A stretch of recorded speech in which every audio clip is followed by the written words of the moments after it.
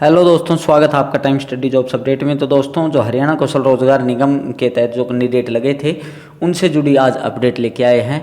और जो fresher candidate के जो मैसेज आ रहे थे, फ्रेशर कैंडिडेट के रजिस्ट्रेशन कब है, तो अभी दोस्तों जो फ्रेशर कैंडिडेट के रजिस्ट्रेशन है उससे जुड़ी कोई अभी खबर नहीं है।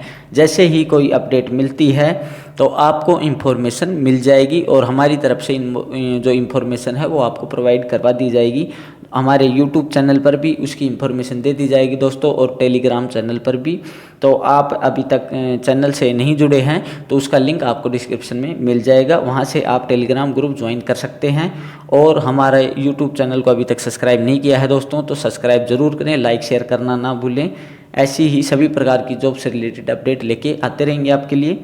तो ये दोस्तों हरियाणा कौशल रोजगार निगम के तहत जो कैंडिडेट लगे थे उन कैंडिडेटों की जो सैलरी है वो टाइम से नहीं देने के कारण उनमें थोड़ी नाराज़गी है और उन्होंने जो ये बात शिकायत की है इस बात की।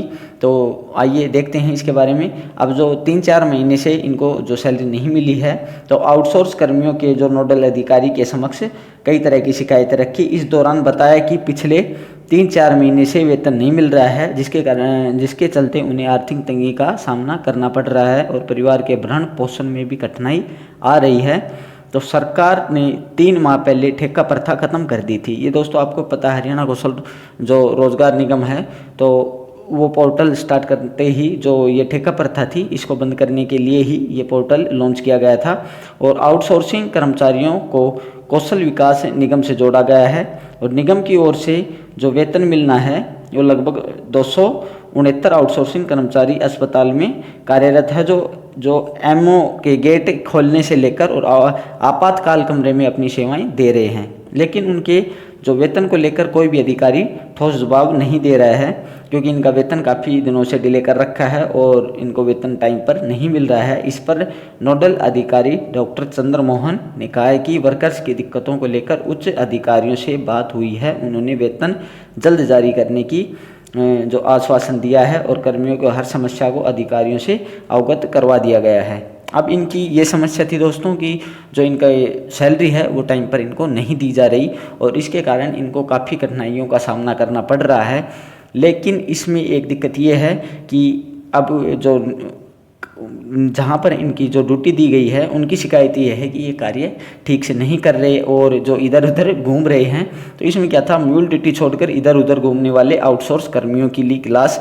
अब आउटसोर्स कर्मियों की मनमानी पर स्वास्थ्य अधिकारी तलक। तो इसमें क्या हुआ था दोस्तों, ईमानदारी से कार्य न करने वाले कर्मी की कौशल विकास निगम में भेजी जाएगी शिकायत।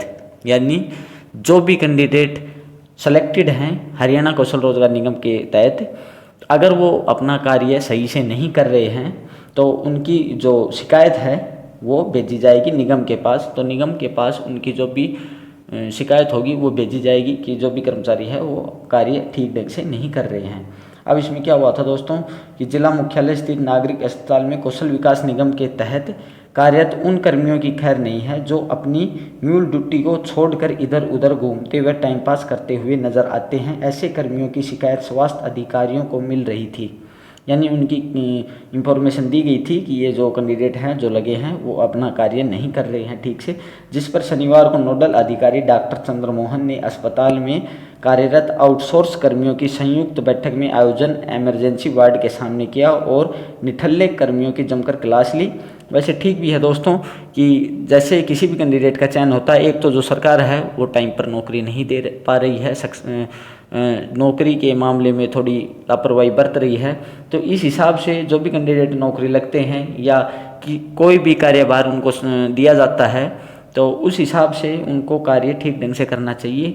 और इसमें कहा गया है कि उन्होंने चेताया कि अस्पताल में आने पर हर कर्मी को ईमानदारी से कार्य करना होगा। अगर कोई कर्मचारी ऐसा नहीं करता है तो उसके खिलाफ अनुशासनात्मक कार्रवाई अमल में ली जाएगी। इसके अलावा निगम को भी ऐसे कर्मियों के खिलाफ कार्रवाई के लिए लिखा जाएगा। यानी निगम को भी कंप्लेंट कर सकते हैं और ईमानदारी से कार्य करें कर्मी।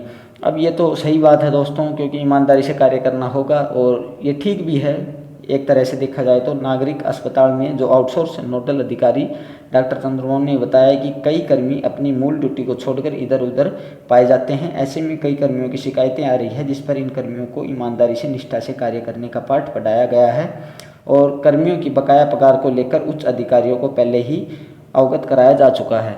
अब इसमें दिक्कत कैंडिडेट की भी है और दिक्कत जो निगम की भी है। कैंडिडेट की दिक्कत ये है, उनको कार्य ठीक ढंग से करना चाहिए, इधर उधर नहीं घूमना चाहिए। और ये जो निगम में जो सैलरी में लेट कर रहे हैं तो इसमें भी थोड़ी लापरवाही बरती जा रही है, क्योंकि जो कैंडिडेट सैलरी अगर ठीक टाइम पे आ जाएगी तो काम अच्छी तरह से करेंगे। और इसमें दोस्तों जो क्या था, एक तो जो ये जो पोर्टल स्टार्ट किया गया था तब ये कहा गया था कि इसमें जो आउटसोर्सिंग माध्यम से जो भर्तियाँ की जा रही थी तो उस पर जो रोक लगाकर और इस पोर्टल के द्वारा जितने भी जो कैंडिडेट हैं वो इस पोर्टल पर रजिस्ट्रेशन करेंगे और इसके माध्यम से उनको नौकरी दी जाएगी।